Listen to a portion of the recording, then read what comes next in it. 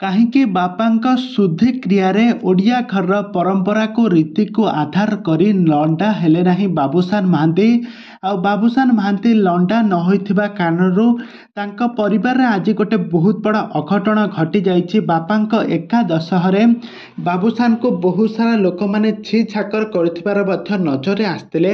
ତେବେ ଦର୍ଶକ ବନ୍ଧୁ, ଏ ସମ୍ପର୍କରେ କ'ଣ ରହିଛି ଅଧିକ ଅପଡେଟ୍ ଜାଣିବା ପାଇଁ ହେଲେ ଭିଡ଼ିଓଟିକୁ ପୁରା ଶେଷ ପର୍ଯ୍ୟନ୍ତ ଦେଖନ୍ତୁ। ଆଉ ଏହା ପୂର୍ବରୁ ଯଦି ଆପଣମାନେ ଆମ ଚ୍ୟାନେଲକୁ ସବସ୍କ୍ରାଇବ୍ କରିନାହାନ୍ତି ତାହେଲେ ସବସ୍କ୍ରାଇବ୍ କରି ପାଖରେ ଥିବା ବେଲ୍ ଆଇକନକୁ ଦବାଇ ଦିଅନ୍ତୁ।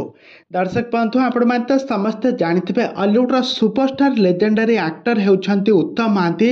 ତ ଉତ୍ତମ ମହାନ୍ତିଙ୍କର ତାଙ୍କର ମୃତ୍ୟୁକୁ ପ୍ରାୟ 11 ଦିନ ସମୟ ପୂରି ଯାଇଛି। ଏବେ ତାଙ୍କର ମୃତ୍ୟୁକୁ ତାଙ୍କର 11 ଦିନ ପୂରି ଯାଇଛି। ଆଜି ତାଙ୍କର 12 ପିଣ୍ଡ ପଡ଼ିବ। କିନ୍ତୁ ବାବୁସାନ ତାଙ୍କ ବାପାଙ୍କ ଶୁଦ୍ଧିକ୍ରିୟା କରାଇଲେ, କିନ୍ତୁ ବାପାଙ୍କୁ ଚୂଳ ଦାନ କଲେ ନାହିଁ କି ତାଙ୍କ ବାପାଙ୍କ କ୍ରିୟାରେ ଭଲ ଭାବରେ କଲେ ନାହିଁ।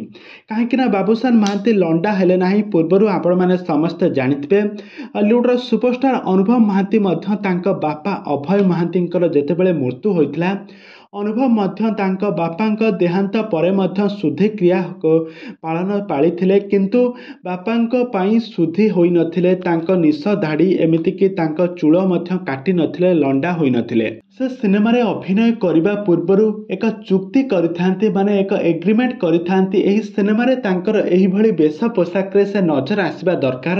ଆଉ ସେଥିପାଇଁ ସେହି ପରିସ୍ଥିତିକୁ ସାମ୍ନା କରିବା ପାଇଁ ଆଜି ବାପାଙ୍କ ପାଇଁ ଶୁଦ୍ଧି ହୋଇପାରିନାହାନ୍ତି ବାବୁସାନ।